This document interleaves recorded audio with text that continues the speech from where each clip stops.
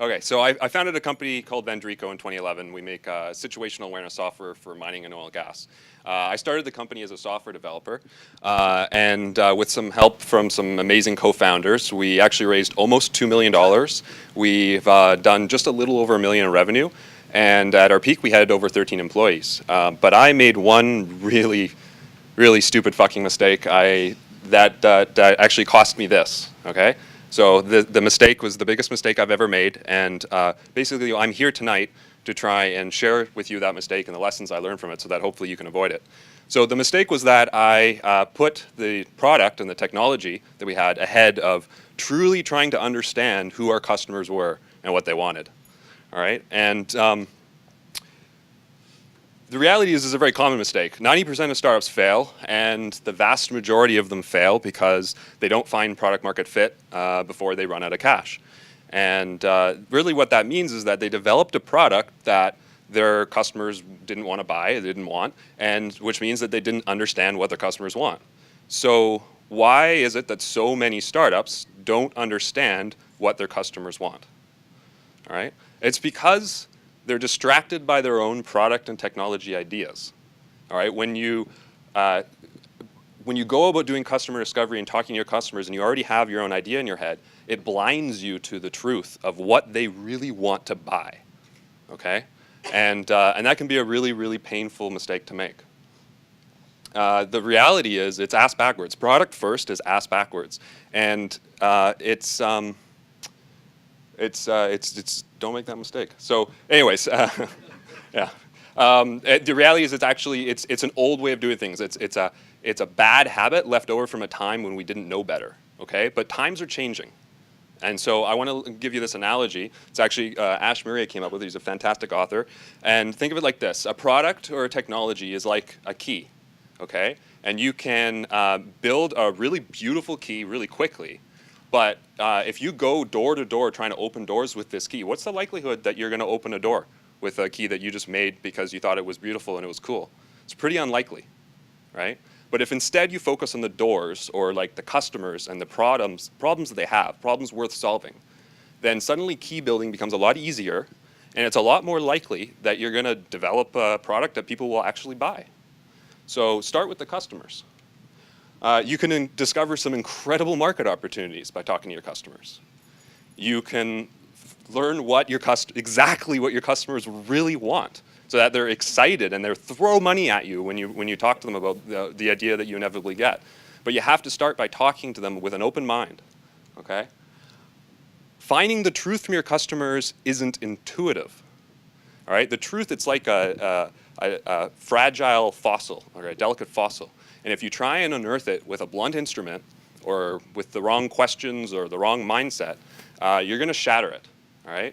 And then what you're left with is this, basically your cognitive biases, and you'll walk away thinking that you got the truth, but in reality, you just got what you wanted to hear. All right. And this is the mistake that entrepreneurs and startup founders are making over and over and over again. But when you take the time to learn how to do customer discovery properly, and you really think of it from a growth mindset as like, I want to develop this skill. Yeah, you might fuck up the first couple of interviews, but over time, if you invest the energy to read and acquire the skill and then nurture it and develop it, what you'll find is that doing customer discovery right is actually fun and easy and extremely productive. Okay? It doesn't have to be stressful. You don't have to work yourself up and think you gotta like say all the right things and do all the right things. No, I mean, it's a lot more simple than that, okay? And so I implore you, any of you that are starting a company, to invest the time and energy into learning how to do customer discovery properly. So over the last 4 months, I have just obsessed about this topic, and I've interviewed over 80 entrepreneurs.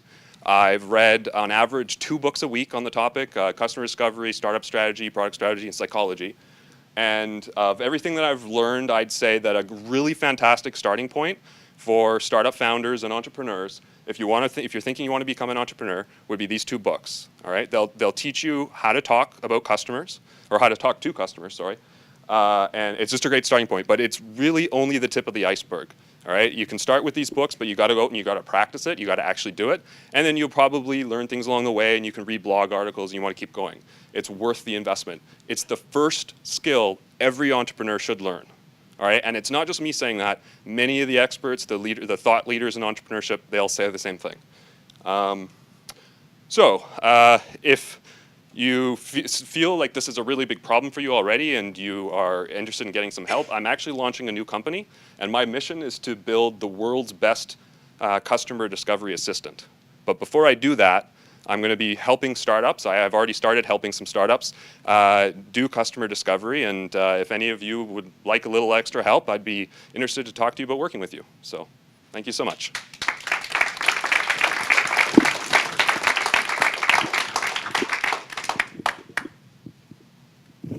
Like, you couldn't get any taller. I'm like the only one that's doing the stage. I know, I really like that. Here you go, Dave. Excellent message. Thanks. Most of us will still go out and do it anyway. Probably. So I grapple with this question. You know, how do you open the conversation with a customer? Usually people need to be prompted with some kind of visual aid product that they can go, hey, I like that, or no, I don't like that. You need something to get the conversation started.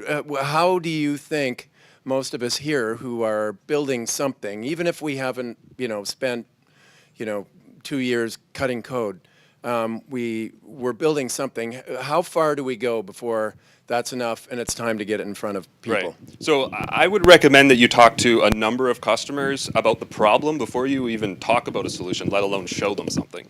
Okay, so you would probably want to start by reaching out to people. I mean, ideally, warm introductions are always easiest, right? If you're just reaching out to people cold, you're always going to get a low response rate.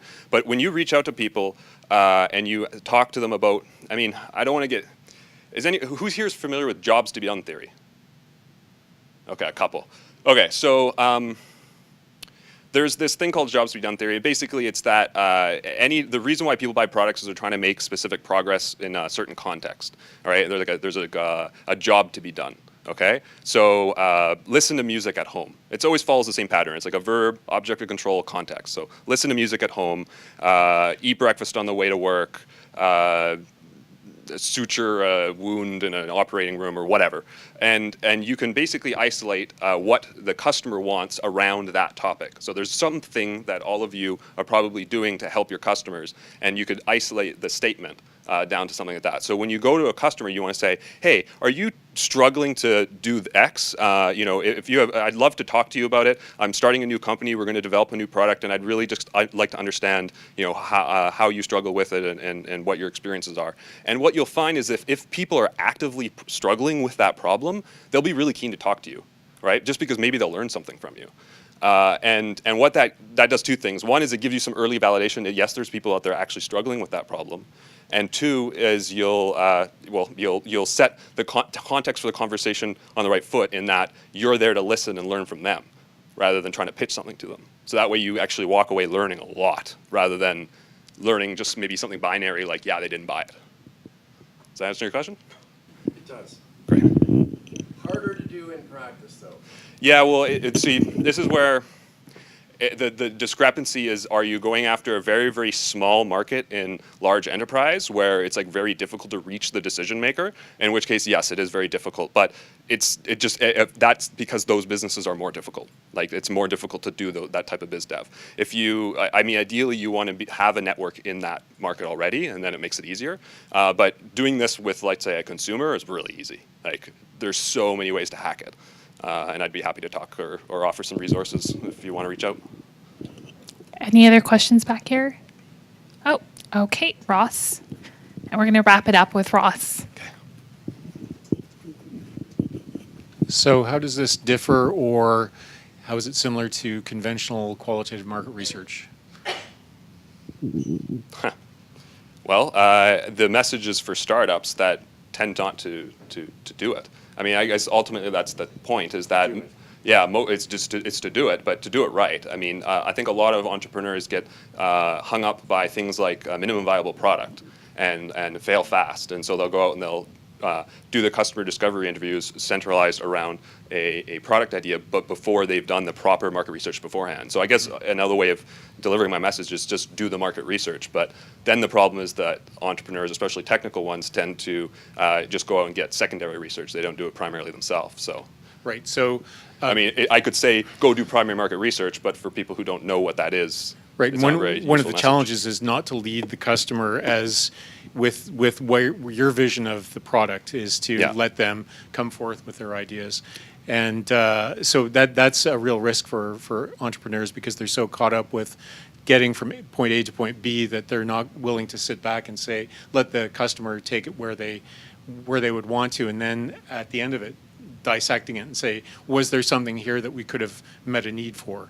As In a opposed sense, to yeah. getting them excited about a product and then maybe not having full validity at the end of the day. Exactly. Yeah. Yeah. That's a big part of it. I think too, like if you're going to go into customer discovery with like the wrong mindset, like not the right learning mindset, but more of this like tension around, I hope they like it, I hope they like it. Mm-hmm. It just destroys your ability to learn from them, right? That was great. All right. I think this is actually something that's much needed in the sales community. So kudos to you to putting this forward, and I look forward to seeing what happens. And Thank you so much. Hopefully we use it ourselves. I'm going to touch base with you. A warm round of applause for Jeremy.